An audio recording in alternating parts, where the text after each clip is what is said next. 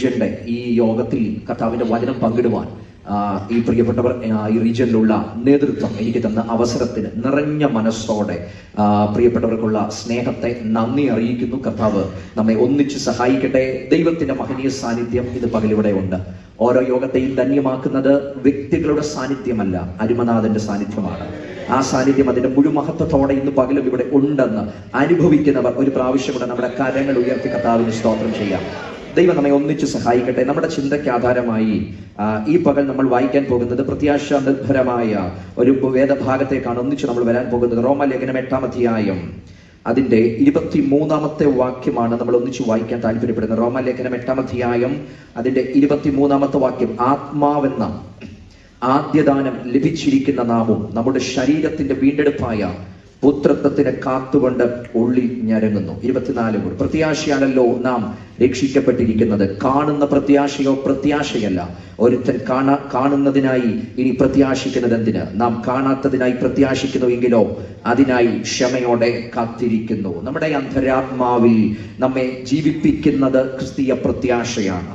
ഒരു മനുഷ്യൻ ഇപ്രകാരം പറഞ്ഞു, ഒരുവൻ നിന്ന് പ്രത്യാശ എടുത്തു കളഞ്ഞാൽ ആ മനുഷ്യനെ നമുക്ക് പിന്നീട് ഒരു ഭ്രാന്തനായി കാണാൻ കഴിയും. നമ്മെ അടിയുറച്ചു നിൽക്കുന്ന ഒരു ഘടകം എന്ന് പറഞ്ഞാൽ നമ്മുടെ അകത്തു ദൈവം നൽകിയിരിക്കുന്ന ഉൾനട്ടിരിക്കുന്ന പ്രത്യാശയാണ്. ഈ റോമലേഖനത്തിന്റെ സവിസ്തരമായ ദൈവശാസ്ത്രത്തിന്റെ വ്യത്യസ്ത കോണുകളിൽ നിന്ന് ഇന്ന് ഞാൻ അതിലേക്ക് അധികം പോകുവാൻ താല്പര്യപ്പെടുന്നില്ല. എന്നാൽ ഇവിടെ പറയുന്ന ഒരു പദമുണ്ട്, ആത്മാവെന്ന ആദ്യദാനം ലഭിച്ചിരിക്കുന്ന നാം. ആരാണ് ഈ നാം? ഈ റോമലേഖനം പറയുന്ന ഒരു വ്യത്യസ്തമായ അനുഭവങ്ങൾ പറയാം. ഒന്ന്, ആദാമിലല്ല ക്രിസ്തുവിൽ ഉള്ളവരായ നാം. 2, ജഡത്തെയല്ല ആത്മാവിനെ അനുസരിച്ച് നടക്കുന്ന നാം. 3, ന്യായപ്രമാണത്തിനല്ല കൃപയ്ക്ക് അധീനരായ നാം. 4, അന്യരല്ല മക്കളായ നാം. അപ്പൊ 4 വിധത്തിലാണ് ഈ നാം എന്നതിനെ നമുക്ക് മനസ്സിലാക്കാൻ കഴിയുന്നത്. ആദാമിലല്ല ക്രിസ്തുവിൽ ഉള്ളവരായ നാം, ജഡത്തെയല്ല ആത്മാവിനെ അനുസരിച്ച് നടക്കുന്ന നാം, ന്യായപ്രമാണത്തിനല്ല കൃപയ്ക്ക് അധീനരായ നാം, അന്യരല്ല മക്കളായ നാം. ഈ നമ്മെ പറ്റിയാണ് ഇവിടെ പറയുന്നത്. ആത്മാവെന്ന ആദ്യദാനവും ലഭിച്ചിരിക്കുന്ന നാം നമ്മുടെ ശരീരത്തിന്റെ വീണ്ടെടുപ്പായ പുത്രത്വത്തിന് കാത്തുകൊണ്ട് ഉള്ളിൽ ഞരങ്ങുകയാണ്. നമ്മുടെ പ്രത്യാശയാണ് നമ്മെ ഇവിടെ ഇരിക്കാൻ പ്രേരിപ്പിച്ച പ്രധാനപ്പെട്ട കാരണം. ഈ ഭൂമിയിൽ എഴുതപ്പെട്ട യാതൊരു കാര്യത്തിലും ഇവിടെ സംഭവിക്കുന്ന സംഭവങ്ങളും ഒന്നും നമ്മെ അകത്ത് വറീഡാക്കാത്തതിന്റെ കാര്യം നമ്മുടെ അകത്ത് ഉൾനട്ടിരിക്കുന്ന ഒന്നുണ്ട്, അത് ദൈവിക പ്രത്യാശയാണ്. നാം ഇവിടെ ഇരിക്കുന്നതിന്റെ അടിസ്ഥാനപരമായ കാര്യം, ദൈവത്തെ ആരാധിക്കുന്നതിന്റെ അടിസ്ഥാനപരമായ കാര്യം നാം കേട്ടു. ദൈവത്തിന്റെ ശ്രേഷ്ഠത തിരിച്ചറിയുന്നത് കൊണ്ട് നാം ദൈവത്തെ ആരാധിക്കുന്നത്. എന്നാൽ നമ്മുടെ ഉറപ്പ് ഇന്ന് നാം ഇവിടെ ഇരുന്ന് ആരാധിക്കുന്ന ജീവിതം നമ്മുടെ കർത്താവിന് വേണ്ടി വെച്ചുകൊടുത്ത് ഈ കാലങ്ങളിൽ നമ്മൾ ദൈവത്തെ മഹത്വപ്പെടുത്തുന്നതിന്റെ പ്രധാനപ്പെട്ട ഒരു കാരണം, ഇതിനപ്പുറത്ത് ഒരു ദിവസം വരുന്നുണ്ട്, അന്ന് താനായിരിക്കുന്നത് പോലെ നമ്മുടെ കർത്താവിനെ കാണുന്ന ഒരു ദിവസമുണ്ടെന്ന്. പരിമിതികൾ ഒന്നുമില്ലാതെ തേജസ്സിന്റെ ആ മഹത്വകരമായ അവസ്ഥയിൽ എന്റെ കർത്താവിനെ കാണുന്ന ഒരു ദിവസമുണ്ട്. ഇതാണ് നമ്മുടെ പ്രത്യാശ എന്ന് പറയുന്നത്. ഞാൻ ഈ ഭാഗത്തേക്ക് വരുമ്പം ഈ 7-8 അധ്യായങ്ങൾ പറയുന്ന പ്രധാനപ്പെട്ട 3 ഞരക്കങ്ങൾ നമുക്ക് കാണാൻ കഴിയുന്നുണ്ട്. ഒന്ന്, 7-ാം അധ്യായം പറയുന്നു പാപത്തിന്റെ ഞരക്കം. 8-ന്റെ 22 പറയുന്നു ആ സൃഷ്ടിയുടെ ഞരക്കം. ഇവിടെ 23-ൽ പറയുന്നു വീണ്ടെടുക്കപ്പെട്ട ദൈവപുത്രന്മാരുടെ ഞരക്കം. ത്രിവിധ ഞരക്കങ്ങൾ. ഒന്ന്, പാപത്തിന്റെ ഞരക്കം, പാപികളുടെ ഞരക്കം. 7-ാം അധ്യായത്തിൽ പറയുക, അയ്യോ ഞാൻ അരിഷ്ടം മനുഷ്യൻ, ഈ മരണത്തിന് അധീനമായ ശരീരത്തിനകത്തുനിന്ന് എന്നെ ആർ വിടുവിക്കും? ആഴമായി നിലവിളിക്കുക, ഈ മരണത്തിനകത്തുനിന്ന് എന്നെ ആർ വിടുവിക്കും? വല്ലാതെ നിലവിളിക്കുന്ന പാപികളുടെ ഞരക്കത്തെ കാണാൻ കഴിയുന്നുണ്ട്. എന്നാൽ ആ അധ്യായം അവസാനിക്കുന്ന ഇപ്രകാരമാ, നമ്മുടെ കർത്താവായ യേശു ക്രിസ്തു മുഖാന്തരം ഞാൻ ദൈവത്തിന് സ്തോത്രം ചെയ്യുന്നു. പാപത്തിന്റെ ഞരക്കത്തെ മാറ്റുവാൻ, ആ പാപത്തിന്റെ സകല ബാന്ധവങ്ങളും വഹിച്ചുകൊണ്ട് അവിടുന്ന് ക്രൂശിന്മേൽ കയറിയതുകൊണ്ട് അവിടുത്തെ അടിപ്പിണരുകളാൽ എനിക്ക് ലഭിച്ചത് ആത്മീക സൗഖ്യമാണ്, ആത്മീക സ്വാതന്ത്ര്യമാണ്. എന്റെ പാപത്തിന്റെ ഞരക്കങ്ങൾ മാറി ഞാൻ ആത്മീക സ്വാതന്ത്ര്യങ്ങൾ പ്രാപിച്ചു. അടുത്തത് 8-ാം അധ്യായത്തിൽ വരുമ്പോൾ 2-ാമത്തെ ഞരക്കം കാണാൻ കഴിയുന്നത് പ്രകൃതിയുടെ ഞരക്കമാണ്. അതുകൊണ്ട് 8-ന്റെ 19 മുതലുള്ള വാക്യങ്ങൾ താഴേക്ക് കാണുന്നുണ്ട്. സൃഷ്ടി ദൈവപുത്രന്മാരുടെ വെളിപ്പാടിനെ ആകാംക്ഷയോടെ കാത്തിരിക്കുന്നു. സൃഷ്ടി ദ്രവത്വത്തിന്റെ ദാസ്യത്വത്തിൽ നിന്നുള്ള വിടുതലിനായി കാത്തിരിക്കുന്നു. അടുത്തത് 22-ാമത്തെ വാക്യം, സർവ്വസൃഷ്ടിയും ഇന്നുവരെ ഒരുപോലെ ഞരങ്ങി ഈറ്റുനോവോടിരിക്കുന്നു എന്ന് നാം അറിയുന്നു. സൃഷ്ടി ഞരങ്ങിക്കൊണ്ടിരിക്കുന്നത് എന്നെയും നിങ്ങളെയും ഈ ഭൂമിയെയും പ്രകൃതിയെയും നോക്കിയാണ്. ഈ ഭൂമി നമ്മെ നോക്കിക്കൊണ്ട് സൃഷ്ടി ഞരങ്ങുക. കാരണം നമുക്ക് വരുത്തുന്ന പരിവർത്തനം പരിവർത്തനം മാത്രമേ, നമുക്ക് രൂപാന്തരം വന്നാൽ മാത്രമേ ഈ സൃഷ്ടിക്കും പരിവർത്തനം വരത്തുള്ളൂ. അപ്പൊ സൃഷ്ടി അതിന്റെ ദ്രവത്വത്തിനകത്തു നിന്ന് വിശുദ്ധന്മാരുടെ വീണ്ടെടുപ്പിന് വേണ്ടി ഞരങ്ങിക്കൊണ്ട് കാത്തിരിക്കുക. ഇനിയാണ് പ്രധാനപ്പെട്ട നമ്മളുടെ ഞരക്കം എന്ന് പറയുന്നത്. ആത്മാവെന്ന ആദ്യദാനം ലഭിച്ചിരിക്കുന്ന നാമും അകത്ത് ഞരങ്ങിക്കൊണ്ടിരിക്കുക. എന്തിനാ? നമ്മുടെ ശരീരത്തിന്റെ വീണ്ടെടുപ്പായ ഒരു പുത്രത്വത്തിന് കാത്തുകൊണ്ട് നമ്മൾ അകത്ത് ഞരങ്ങിക്കൊണ്ടിരിക്കുകയാണ്. ഒരു കാര്യം ഉറപ്പാണ്, നമ്മൾ താൽക്കാലികത ഉള്ളവരല്ല, നമ്മൾ ഈ ഭൂമിയുമായി ചേർത്ത് ബന്ധപ്പെട്ടവരല്ല. മറിച്ച് നമ്മുടെ പൗരത്വം സ്വർഗത്തിലായതുകൊണ്ട്, നമ്മുടെ കർത്താവ് സ്വർഗത്തിലായതുകൊണ്ട്, അവിടുന്ന് നമ്മെ ഇരുത്തിയത് സ്വർഗത്തിലായതുകൊണ്ട്, നമ്മുടെ പേരെഴുതിയത് സ്വർഗത്തിലായതുകൊണ്ട്, നമ്മുടെ പ്രത്യാശയും ഉൾനട്ടിരിക്കുന്നതും സ്വർഗത്തിലായതുകൊണ്ട് നമ്മൾ കാത്തിരിക്കുന്നത് ആ തേജസ്സിന്റെ പ്രത്യക്ഷതയ്ക്ക് വേണ്ടി നാം കാത്തുകൊണ്ടിരിക്കുകയാണ്. അപ്പം ഒരു വിശുദ്ധനെ സംബന്ധിച്ച് ഇതിന്റെ ഏറ്റവും അടിസ്ഥാനപരമായ ഉറപ്പ് ഞാൻ പറഞ്ഞല്ലോ, ലോകത്തിൽ ഒരു മനുഷ്യനും അട്ടിമറിച്ച് കളയാൻ കഴിയാത്ത ഒരു കാര്യമുണ്ടെങ്കിൽ നമ്മുടെ അകത്തെ പ്രത്യാശയാണ്. അതുകൊണ്ടാണ് ഇതിന്റെ 18ാമത്തെ വാക്യത്തിനകത്ത് പൗലോസ് പറയുന്ന ഒരു പദമുണ്ട്, നമ്മിൽ വെളിപ്പെടുവാനുള്ള തേജസ് വിചാരിച്ചാൽ ഈ കാലത്തിലെ കഷ്ടങ്ങൾ സാരമില്ലെന്നെണ്ണുക. എന്തുകൊണ്ടാണ് ഈ കാലത്തിലെ കഷ്ടത്തെ നോക്കിയിട്ട് ഒരു ഭക്തന് സാരമില്ലെന്ന് എണ്ണാൻ കഴിയുന്നത്? സാരമില്ലാത്തത് വരാഞ്ഞിട്ടല്ല, സാരമുള്ളതാണ് വന്നത്. പക്ഷേ താൻ ഗൗരവമായി അതിനെ ആ ഗൗരവമായിട്ടുള്ളത് വന്നപ്പോഴും അതിനെ നോക്കി സാരമില്ലെന്ന് പറഞ്ഞതിന്റെ കാരണം 3 ഒന്ന്, എന്തൊക്കെ ഇവിടെ സംഭവിച്ചാലും തന്റെ അകത്ത് ദൈവം വെച്ചിരിക്കുന്ന പ്രത്യാശയെ തൊടാൻ അതിന് കഴിയത്തില്ല. എന്ന് പറഞ്ഞാൽ ഇവിടെ ചുറ്റും എന്തൊക്കെ ആഞ്ഞടിച്ചാലും, ഇവിടെ എന്തൊക്കെ സംഭവിച്ചാലും ദൈവം അകത്ത് നട്ടിരിക്കുന്ന പ്രത്യാശയുണ്ട്. ആ പ്രത്യാശയെ തൊടാൻ ഈ ഭൂമിയിൽ സംഭവിക്കുന്ന ഒന്നിനും കഴിയത്തില്ല. 2, ഈ ഭൂമിയിലോ ഈ ഭൂമിയിലുള്ള മനുഷ്യനോ ഇവിടെയുള്ള അധികാരങ്ങളോ ഇവിടെയുള്ള രാഷ്ട്രീയ ഉന്നതന്മാരോ ഇവൻ എത്രയൊക്കെ ചെയ്താലും മാക്സിമം ചെയ്യാൻ പറ്റുന്നത് എന്റെ ദേഹത്തോട് ചെയ്യാൻ പറ്റും.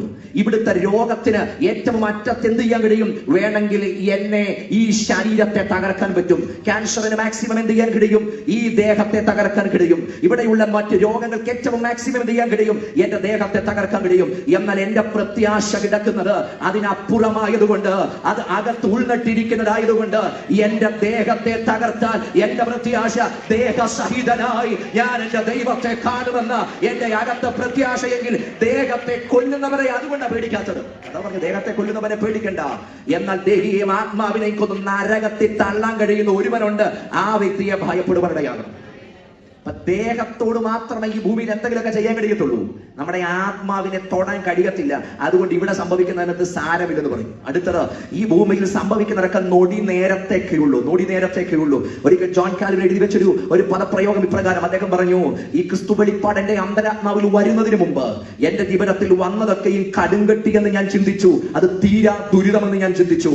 എന്നാൽ ക്രിസ്തുവിന്റെ വെളിപ്പാടിലേക്കും പ്രത്യാശയിലേക്കും ഞാൻ വന്ന സമയത്ത് എനിക്ക് മനസ്സിലായത് ഇത് കടുങ്കട്ടിയല്ല, ഇത് പഞ്ഞിയേക്കാൾ മൃദുവാണ്. ഇത് തീരാ ദുരിതമല്ല, ഇത് കേവലം ഫ്രാക്ഷൻ ഓഫ് സെക്കൻഡിൽ മാത്രമേ ഉള്ളൂ.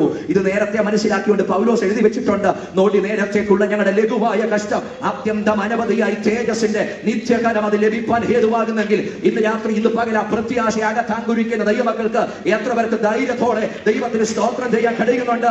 എന്റെ അകത്ത് ദൈവം നട്ടിരിക്കുന്ന ആ ദൈവിക പ്രത്യാശ എടുത്തു കളയാൻ ഇവിടെയുള്ള ഒന്നിനും കഴിയത്തില്ല. നാം ജീവിക്കുന്നത് തന്നെ പ്രത്യാശയാണ്. ഞാൻ പ്രധാനമായ നമ്മൾ വായിച്ച ഭാഗത്തേക്ക് വരാൻ താല്പര്യപ്പെടുകയാണ്. ഈ വീണ്ടെടുപ്പ്, നമ്മുടെ അകത്ത് ദൈവം നൽകിയിരിക്കുന്ന ഈ വീണ്ടെടുപ്പിന്റെ ഉറപ്പിനെ സംബന്ധിയായ ഒരു പ്രധാനപ്പെട്ട 4 ചിന്തകളാണ് നമ്മൾ ഒരുമിച്ച് പങ്കുവെക്കാൻ താല്പര്യപ്പെടുന്നത്. ഈ 23ാമത്തെ വാക്യം പറയുന്ന ആദ്യത്തെ ഉറപ്പ് ആദ്യദാനമായ പരിശുദ്ധാത്മാവാണ്. ഇവിടെ പറയുന്നു, ആദ്യദാനമായ പരിശുദ്ധാത്മാവിനെ ദൈവം നമ്മുടെ ഉള്ളിൽ നിന്നിരിക്കുക. ആത്മാവെന്ന ആദ്യദാനം ലഭിച്ചിരിക്കുന്ന നാം. അപ്പൊ നമുക്ക് എന്ത് ലഭിച്ചു? നമുക്ക് പരിശുദ്ധാത്മാവിനെ ലഭിച്ചു. എന്തിന് പരിശുദ്ധാത്മാവിനെ ലഭിച്ചു? ആ പദം പറയുന്നത്, നിങ്ങൾക്ക് ഇത് ആദ്യ ദാനമായി ലഭിച്ചിരിക്കുക, ഇത് ഫസ്റ്റ് ഫ്രൂട്ടായി ലഭിച്ചിരിക്കുക. അപാർഷ എന്നൊരു ഗ്രീക്ക് പദമാണ് അവിടെ ഉപയോഗിച്ചിരിക്കുന്നത്. ശരിക്കും ഈ പദം സാധാരണ ഉപയോഗിക്കുന്നത് നമുക്കറിയാം ഈ ആദ്യ ഫലം എന്നതിനാണ്. ആദ്യ ഫലം എന്നതിന് ശരിക്കും ഈ ആദ്യ ഫലം എന്നത് 2 വിധത്തിൽ പൗലോസ് അതിൽ ഉപയോഗിച്ചിട്ടുണ്ട്. 1 കൊരിന്ത്യർ ലേഖനത്തിലേക്ക് വരുമ്പം വിശുദ്ധന്മാരുടെ വീണ്ടെടുപ്പിനെ സംബന്ധിയായി ഈ പദം തന്നെ ഉപയോഗിച്ചിട്ടുണ്ട്. എന്നാൽ ക്രിസ്തു നിദ്ര കൊണ്ടവരിൽ ആദ്യ ഫലമായി മരിച്ചവരുടെ ഇടയിൽ നിന്ന് ഉയർത്തിരിക്കുന്നു. ഇവിടെ പരിശുദ്ധാത്മാവിനെയും അതേ പറഞ്ഞ യോഹന്നാനും പറഞ്ഞിട്ട് പറയുകയാണ്, ഈ പരിശുദ്ധാത്മാവിനെ നമ്മുടെ അകത്തു തന്നതും ഇതൊരു ആദ്യ ഫലമായിട്ടാണ്, ആദ്യ ദാനമായിട്ട് നമ്മുടെ ഉള്ളിൽ തന്നിരിക്കുക. ശരിക്കും ഈ പരിശുദ്ധാത്മാവിനെ നൽകപ്പെട്ടതിന്റെ പശ്ചാത്തലം നോക്കിയാൽ ഇത് പെന്തക്കോസ്ത് നാളിൽ ഇറങ്ങി വന്നത് ആ പെന്തക്കോസ്ത് പെരുന്നാളിന്റെ നടുവിലാണ്. ഈ പെന്തക്കോസ്ത് പെരുന്നാളിന്റെ തന്നെ പ്രത്യേകത എന്ന് പറഞ്ഞാൽ അത് ഒരു കൊയ്ത്തിന്റെ ഉത്സവം തന്നെയാണ്, ഒരു കൊയ്ത്തിന്റെ ഉത്സവമാണ്. എന്ന് പറഞ്ഞാൽ ഈ കൊയ്ത്തിന് നന്ദി പറഞ്ഞ് ഈ ജനം ദൈവത്തെ ആരാധിക്കുന്ന ഒരു സമയമാണ് ഈ പെന്തക്കോസ്ത് എന്ന് പറയുന്നത് തന്നെ. എന്ന് പറഞ്ഞാൽ ഈ കൊയ്ത്തിന് മുൻപാകെ ഇവർ ആദ്യത്തെ കച്ച അവരത് വെട്ടിയെടുത്തുകൊണ്ട് വന്നിട്ട് ഒരുമിച്ച് അതിന് നന്ദി പറഞ്ഞ് ദൈവത്തെ ആരാധിക്കുന്ന ഒരു പെരുന്നാൾ, ദൈവത്തിന് താങ്ക്സ് കൊടുക്കുന്ന ഒരു പെരുന്നാളാ ഈ പെന്തക്കോസ്ത് പെരുന്നാൾ എന്ന് പറയുന്നത്. എന്നാൽ ഈ പെരുന്നാളിന്റെ ഭാഗമായി ആയിരക്കണക്കിന് പേർ യെരൂശലേം പട്ടണത്തിന്റെ തിരുനടുവിൽ നിൽക്കുമ്പോൾ ഒരു ഭാഗത്ത് ഒരു കറ്റ ഉയർത്തി പിടിച്ചുകൊണ്ട് ആ പെരുന്നാൾ അവർ കൊണ്ടാടുമ്പോൾ അതിനപ്പുറത്ത് ഒരുമിച്ച് 120 പേർ ദൈവത്തിന്റെ വാഗ്ദത്തത്തിന് വേണ്ടി കാത്തിരുന്നപ്പോൾ അവരുടെ ഇടയിൽ ദൈവത്തിന്റെ ദാനമായ പരിശുദ്ധാത്മാവിന്റെ കൈമാറ്റം അവിടെ സംഭവിച്ചു. എന്ന് പറഞ്ഞാൽ അവിടെ കൊയ്ത്തിന്റെ പെരുന്നാൾ, ആദ്യഫലത്തിന്റെ പെരുന്നാൾ നടക്കുമ്പോൾ ഇവിടെ ആദ്യഫലം കൈമാറി കൊടുക്കുക എന്ന് പറഞ്ഞാൽ സഭയ്ക്ക് കിട്ടിയ, എനിക്കും നിങ്ങൾക്കും കിട്ടിയ ഏറ്റവും വലിയ ഉറപ്പ് എന്തെന്ന് ചോദിച്ചാൽ നമ്മുടെ അകത്തു ലഭിച്ച ആദ്യ ദാനമായ ദൈവത്തിന്റെ പരിശുദ്ധാത്മാവാണ്. ദൈവസഭയ്ക്ക് ലഭിച്ച ഏറ്റവും വലിയ ഉറപ്പുണ്ടെങ്കിൽ അതിനാണ് ഇന്ന് പകൽ നമുക്ക് ദൈവത്തിന് നന്ദി കൊടുക്കാൻ കഴിയുന്നത്. ആ പെന്തക്കോസ്തിന്റെ പെരുന്നാൾ നടക്കുമ്പോൾ കൂടിയിരുന്നവരുടെ നടുവിൽ ഈ പരിശുദ്ധാത്മാവിനെ കൈമാറി കൊടുത്തു. ഇത് എന്തിനാണ്? ഇത് ഒരു ഉറപ്പായിട്ട് കൊടുത്തതാ. ശരിക്കും അത് ഉപയോഗിച്ചിരിക്കുന്ന വ്യത്യസ്ത അർത്ഥതലങ്ങൾ നോക്കിയാൽ ഒരു 4 വിധത്തിൽ അതിനെ നമുക്ക് മനസ്സിലാക്കാൻ കഴിയും. ഒന്ന്, ഇത് കൈമാറിയത് ഒരു ഫസ്റ്റ് ഇൻസ്റ്റാൾമെന്റ് ആയിട്ടാണ്. 2, ഒരു ഡിപ്പോസിറ്റ് ആയിട്ടാണ് ഇത് നൽകിയത്. 3, ഒരു ഡൗൺ പേയ്മെന്റ് ആയിട്ടാണ് നൽകിയത്. 4, ഒരു ഉടമ്പടിയായിട്ട് ഇത് തന്നത്. ഇത് പറഞ്ഞാൽ ഇതെനിക്ക് ലഭിച്ചത് ഒരു ആദ്യ ഗഡുവാണ്, ഇതൊരു ഡിപ്പോസിറ്റ് ആണ്, ഇതൊരു ഡൗൺ പേയ്മെന്റ് ആണ്, ഇതൊരു ഉടമ്പടി, ഒരു പ്ലെഡ്ജ് ആണ്. അപ്പൊ ഈ ആത്മാവിനെ എനിക്ക് ലഭിച്ചത് ഒരു ഉറപ്പാണ്. നമ്മൾ ഒരു വീട് വാങ്ങിക്കാൻ, ഒരു വാഹനം വാങ്ങിക്കാൻ നമ്മൾ ഒരു ഡൗൺ പേയ്മെന്റ് കൊടുക്കും. ഈ ഡൗൺ പേയ്മെന്റ് കൊടുക്കുന്ന ഒരു ഉറപ്പാണ്. എന്നാൽ അതിനുശേഷം ഓരോ മന്തിലും അതിൻ്റെതായ തുടർ ഇൻസ്റ്റാൾമെന്റുകൾ നമ്മൾ കൊടുത്തുകൊണ്ടിരിക്കുകയാണ്. ഈ ഡൗൺ പേയ്മെന്റ് കൊടുക്കുമ്പോൾ നമ്മൾ ഇവിടെ പറയുന്നത് അടുത്ത ദിവസം മുതൽ ഈ വാഹനത്തിലാണ് നമ്മൾ യാത്ര ചെയ്യുന്നത്, ഈ വീട്ടിലാണ് നമ്മൾ അതിന്റെ പ്രൊസീജിയർ കഴിയുമ്പോൾ പാർക്കുന്നത്. എന്നാൽ ഓരോ മാസവും നമ്മൾ എന്ത് കൊടുത്തുകൊണ്ടിരിക്കുകയാണ്? നമ്മൾ അതിന്റെ ബാക്കിയുള്ള ഇൻസ്റ്റാൾമെന്റുകൾ കൊടുത്തുകൊണ്ടിരിക്കുക. എന്നാൽ ഈ അഡ്വാൻസ് നമ്മൾ കൊടുത്തപ്പോൾ അവിടെ വെളിപ്പെടുത്തിയ ഒരു കാര്യം, ഇതിനെ ഞാൻ പൂർണ്ണമാക്കി എന്റേതാക്കി തീർക്കും. എന്നാൽ ചില മന്തുകൾ കഴിയുമ്പോൾ, ചില മാസങ്ങൾ കഴിയുമ്പോൾ അവസാനത്തെ ഇൻസ്റ്റാൾമെന്റ് കൊടുക്കുന്ന ഒരു ദിവസമുണ്ട്. ആ ഇൻസ്റ്റാൾമെന്റ് കൊടുക്കുമ്പോൾ അതുവരെ നമ്മളുടെ പൂർണ്ണ അധികാരത്തിൽ ഇല്ലാതിരുന്ന ഇത് അപ്പോൾ മുതൽ നമ്മുടെ പൂർണ്ണ അധികാരത്തിലേക്ക് വരിക. അതിനു മുൻപും നമ്മൾ അതിനെ അഡ്വാൻസ് കൊടുത്ത് നമുക്കായി വാങ്ങിച്ചതാ. എന്നാൽ അവസാനത്തെ പേയ്മെന്റ് നടത്തുമ്പോൾ അത് പൂർണ്ണമായി നമ്മുടേതായി മാറും. എന്തിനെ ഈ ആത്മാവിനെ നമ്മൾ അകത്ത് തന്നറിയോ? ഇത് നമുക്ക് അകത്ത് തന്ന ഉറപ്പാ. ഈ ആത്മാവിനെ തന്ന ഇതിന്റെ ഉടമസ്ഥൻ നമുക്ക് തരുന്ന ഒരു ഉറപ്പുണ്ട്, നിന്നെ ഞാൻ എന്റേതാക്കി മാറ്റുകയാ.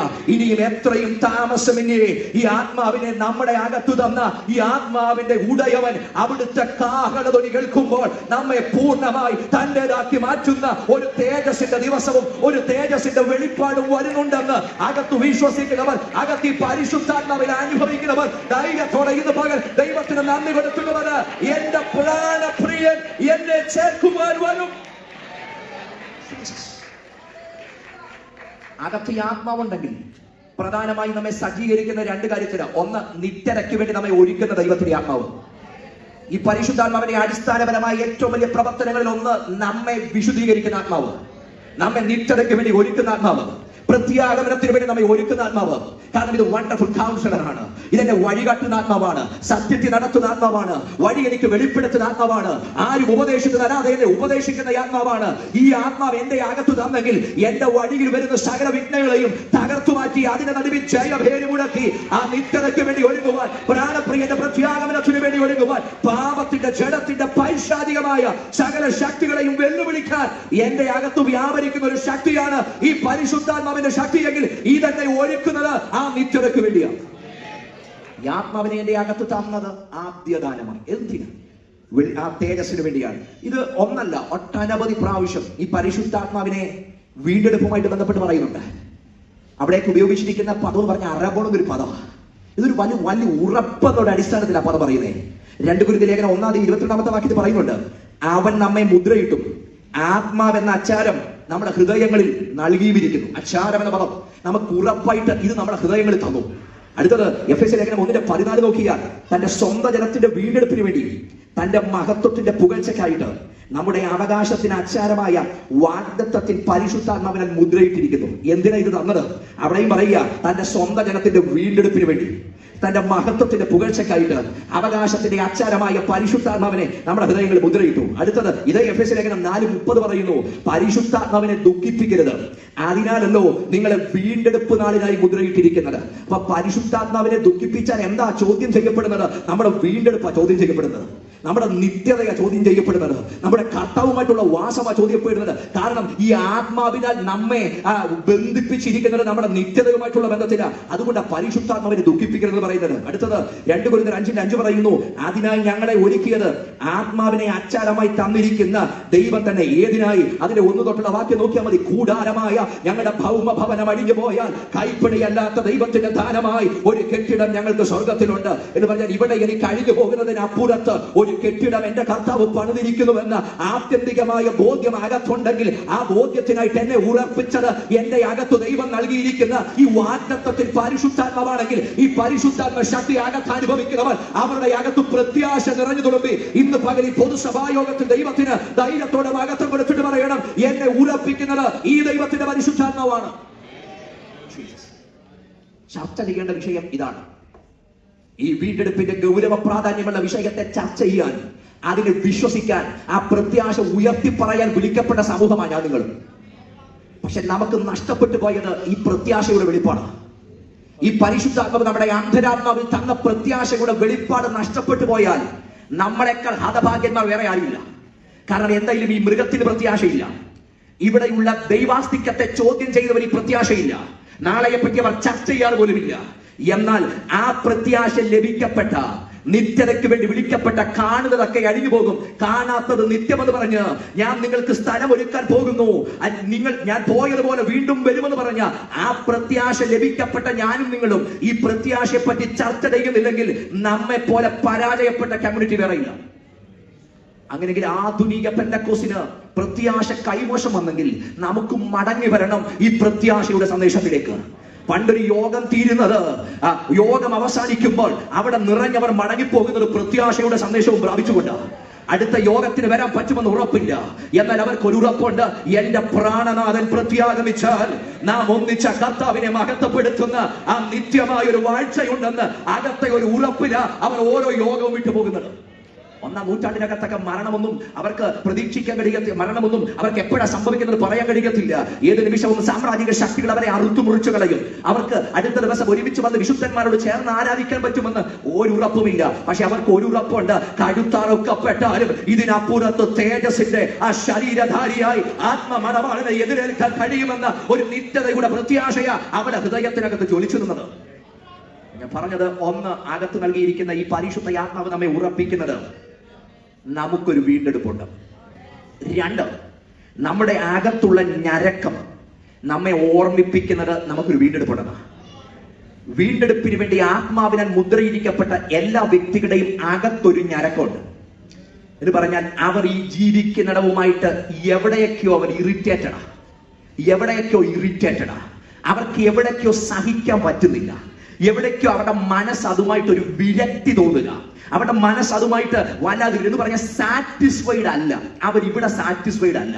അങ്ങനെയെങ്കിൽ ആ വീണ്ടെടുപ്പിന്റെ ഉറപ്പ് നമ്മുടെ മനസ്സിൽ എവിടെയോ ഒരു ഞരക്കം ഉണ്ടെങ്കിൽ, ഈ ഭൂമിയുമായി നമുക്കൊരു ഞരക്കം ഉണ്ടെങ്കിൽ, ഇവിടെ ജീവിക്കുമ്പോൾ ചിലതുമായിട്ടൊരു വിരക്തി നമുക്കുണ്ടെങ്കിൽ, നമ്മുടെ വീണ്ടെടുപ്പിന് വേണ്ടി നമ്മൾ ഒരുങ്ങിക്കൊണ്ടിരിക്കുക. എന്നാൽ നമ്മൾ ഇവിടെ എല്ലാം സാറ്റിസ്ഫൈഡ് ആണ്, ഇവിടവുമായിട്ട് ഞാൻ സമരസപ്പെട്ടുകൊണ്ട് നിൽക്കുക, അല്ലെങ്കിൽ ഇവിടവുമായിട്ട് ഞാൻ ചേർന്ന് നിൽക്കുക, എവിടെയോ ആ വീണ്ടെടുപ്പിനെ തടസ്സപ്പെടുത്തുന്നത് പലതും എന്റെ അകത്തേക്ക് കൃത്യം ചെയ്തിട്ടുണ്ട്. കർത്താവ് പറഞ്ഞു, നിങ്ങൾ ലോകത്തോടൊപ്പമെങ്കിൽ ആ ലോകം നിങ്ങളോടൊപ്പം ഉണ്ട്. എന്നാൽ നിങ്ങളെ ഞാൻ ലോകത്തിൽ നിന്ന് എടുത്തത് കൊണ്ട് ആ ലോകം നിങ്ങൾക്കെതിരായിരിക്കും എന്ന് പറഞ്ഞാൽ, ലോകം നമുക്കെതിരാ, ലോകത്തിലുള്ളവർ നമുക്കെതിരാ. നാം ഈ ലോകത്തിനെതിരെ നിൽക്കുന്നതിന് ഏറ്റവും വലിയ കാരണം വീണ്ടെടുപ്പിന്റെ പ്രത്യാശ നമ്മുടെ അകത്തുള്ളത് കൊണ്ട് എല്ലാവുമായി സമരസപ്പെടാൻ നമുക്ക് കഴിയത്തില്ല. എപ്പോഴും അകത്തൊരു ഞരക്കമുണ്ട്. നമ്മൾ ഈ ഭൂമി ജീവിച്ചാലും നമ്മുടെ ഏറ്റവും വലിയ ലക്ഷ്യം എന്ന് പറഞ്ഞാൽ എങ്ങനെങ്കിലും ആ പിതാവിന്റെ സന്നിധിയിൽ എത്തണം. ഞാൻ ഈ കഴിഞ്ഞ മാസങ്ങൾ ഇവിടെ ഉണ്ട്. ഈ ദിവസങ്ങളിലൊക്കെ എന്റെ കുഞ്ഞിനെ വിളിക്കുമ്പം, ഈ കഴിഞ്ഞ 2 ആഴ്ചയ്ക്ക് മുമ്പ് എന്റെ പ്രിയപ്പെട്ടവൾ പറഞ്ഞൊരു കാര്യമുണ്ട്. ഒരു ദിവസം ആളി വെച്ച് എനിക്കൊരു ബുക്ക് തരണമെന്ന് പറഞ്ഞു. എന്റെ വൈഫ് ചോദിച്ചു, എന്തിനാണ് ബുക്ക്? അപ്പ എത്ര ദിവസം കഴിഞ്ഞിട്ട് വരുമെന്ന് എഴുതി കൂട്ടാനാന്ന് പറഞ്ഞു. ഇപ്പൊ ഈ കഴിഞ്ഞ രാവിലെ ഞാൻ വിളിച്ചപ്പം പുള്ളി കണക്ക് കൂട്ടിയിട്ട് പറഞ്ഞ ഇനി എന്റെ വിരലെ എണ്ണാവുന്ന ദിവസം കൂടെ ഉള്ളൂ, ആളിങ്ങ് വരും. ഞാൻ പറഞ്ഞത് ഇവിടെ നിൽക്കുമ്പോഴും എന്റെ മനസ്സിനകത്ത് എന്റെ മനസ്സിന്റെ ആവേശമായിട്ട് നിൽക്കുന്നത് തിരിച്ചവിടെ ചെല്ലണമെന്നുള്ള ഒരു കാര്യം തന്നെയാ. എന്ന് പറഞ്ഞാൽ ഇവിടെ അനുകൂലമായ എല്ലാ സാഹചര്യങ്ങളും നമുക്കൊരുങ്ങി നിൽക്കുമ്പോഴും നമ്മുടെ മനസ്സിനകവും അപ്പോഴും ഞരങ്ങി നിൽക്കുന്നത് എന്റെ ദൈവം എനിക്ക് വേണ്ടി ഒരുക്കി വെച്ച ഒരു ദൈവിക നിത്യത ഉണ്ടെന്നുള്ള ആത്യന്തിക ബോധ്യം എന്റെ അകത്തുണ്ടെങ്കിൽ അകത്ത് ഇറിറ്റേറ്റഡ് ആണ് ഈ ഭൂമിയുമായിട്ട് ഞാൻ പലതിലും എതിരി നിൽക്കുക. എന്നാൽ എന്റെ ഉറപ്പ് എന്റെ വാഗ്ദത്തത്തിന്റെ ഉടമ്പടിയുടെ നിവർത്തീകരണമായി എന്റെ അരുമനാഥൻ പ്രത്യാഗമിക്കുമെന്ന ബോധ്യമാണ് എന്നെ ധൈര്യത്തോടെ ചലിപ്പിക്കുന്നത്. ഒരു ഭക്തനെ അകത്തു നിന്നുള്ള ഞരക്കമാണ് തന്റെ ഉള്ളിലെ ആ നിത്യത ഉറപ്പിക്കുന്ന പ്രധാനപ്പെട്ട കാര്യം. നിങ്ങൾ ശ്രദ്ധിച്ചേ, ഈ പൗലോസ് തന്നെ പറയുന്ന ഒരു കാര്യമുണ്ട്. ഫിലിപ്പി ലേഖനം 3:20-21 വാക്യത്തിൽ പറയുന്നു, നമ്മുടെ പൗരത്വമോ സ്വർഗത്തിലാകുന്നു, അവിടെ നിന്ന് നമ്മുടെ കർത്താവായ യേശുക്രിസ്തു രക്ഷിതാവായി വരുമെന്ന് നാം കാത്തിരിക്കുന്നു. അപ്പൊ താൻ പറഞ്ഞത് ഈ കർത്താവ് വരുമെന്ന ബോധ്യമാണ് തന്നെ ധൈര്യത്തോടെ അതിനുവേണ്ടി കാത്തിരിക്കാൻ പ്രേരിപ്പിക്കുന്നത്. ഇവിടെ ഞരക്കം വരുന്നതും അവിടെ അതിനുവേണ്ടി കാത്തിരിക്കുന്നതും എന്റെ അകത്ത് തരുന്ന ഈ ഞരക്കത്തിന്റെ പിന്നിലുള്ള കാരണം എനിക്ക് വെളിപ്പെടുവാനുള്ള പ്രത്യാശയുടെ പൂർത്തീകരണമാണ്. അകത്ത് ഞരക്കമുണ്ട്. മൂന്നാമത്തെ കാര്യം വേഗത്തിൽ പറയാം. ഈ 23-ാമത്തെ വാക്യം പറയുന്നത് നമ്മൾ എന്തിനാണ് കാത്തിരിക്കുന്നത്? നമ്മുടെ ശരീരത്തിന്റെ വീണ്ടെടുപ്പായ പുത്രത്വത്തിന് കാത്തുകൊണ്ട്. ഇന്ന് ആത്മീയ ജീവിതത്തിൽ നമ്മൾ അനുഭവിക്കുന്ന ഏറ്റവും വലിയ പ്രിവിലേജ് എന്തെന്ന് ചോദിച്ചാൽ സൺഷിപ്പാണ്. ഒരു വിശ്വാസി അനുഭവിക്കുന്ന ഏറ്റവും വലിയ പ്രിവിലേജ് എന്തെന്ന് ചോദിച്ചാൽ സൺഷിപ്പാണ്. നമ്മൾ അനുഭവിക്കുന്ന പുത്രത്വം എന്ന് പറഞ്ഞാൽ സ്വർഗത്തിലെ കർത്താവിനെ അപ്പ എന്ന് വിളിക്കാൻ നമുക്ക് അവസരം കിട്ടി. കാരണം പഴയ നിയമത്തിന്റെ ചരിത്രവുമായിട്ട് മുഴുവൻ നോക്കുമ്പോൾ ദൈവീക ആ സത്വത്തെ അവർക്ക് പേടിയാ, ദൈവത്തെ അവർക്ക് പേടിയാ. ദൈവം എന്ന് കേൾക്കുമ്പോൾ തന്നെ യാഹുവേ എന്ന പദം അവരുടെ ആകെ വിറപ്പിക്കുന്ന പദമാണ്. യഹോവ എന്ന പദം അവർ എഴുതണമെങ്കിൽ, ഒരു ശാസ്ത്രി അത് പകർത്തി എഴുതണമെങ്കിൽ ശരീരശുദ്ധി വരുത്തി പുതിയ തൂലിക എടുത്തിട്ട് മാത്രമേ യാഹുവേ എന്ന പദം അവർ എഴുതത്തുള്ളൂ. അത്രയ്ക്ക് ഭയമാ. കത്തുന്ന മല, തീയ, പുക ഇതൊക്കെ ഉയർന്നു വരുമ്പോൾ ഭയത്തോടെയാ ആ ദൈവിക പദത്തെ അവർ കാണുന്നത്. എന്നാൽ പുതിയ നിയമത്തിനകത്തേക്ക് വരുമ്പോൾ കർത്താവ് പറഞ്ഞൊരു കാര്യമുണ്ട്. പ്രാർത്ഥിക്കാൻ അവരെ പഠിപ്പിച്ചപ്പം കടുങ്കട്ടി പദമൊന്നും പറയണ്ട, മറിച്ച് ഒരൊറ്റ പദം മതി. ഒരു സിമ്പിൾ ആയിട്ടുള്ള പദം, പിതാവേ എന്നൊരൊറ്റ പദം.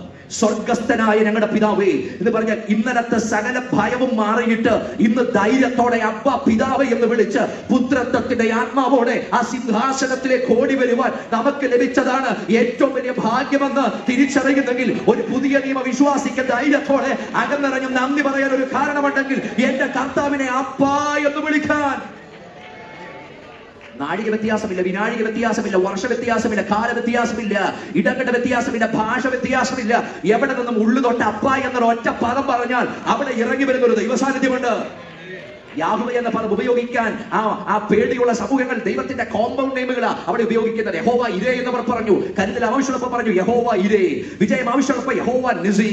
അതുപോലെ ഇടയന്റെ സാന്നിധ്യം വേണ്ടപ്പോൾ അവന് പറഞ്ഞു യഹോവ റോഹി, യഹോവ ഷമ്മ, യഹോവ സിദഖീനു എന്ന് പറഞ്ഞാൽ ദൈവത്തിന്റെ വ്യത്യസ്ത സ്വഭാവ ഗുണങ്ങളെ അതിനെ ഉയർത്തിക്കാട്ടുന്ന പലവിധ നാമങ്ങൾ അവിടെ പറയുവാനിടയായി.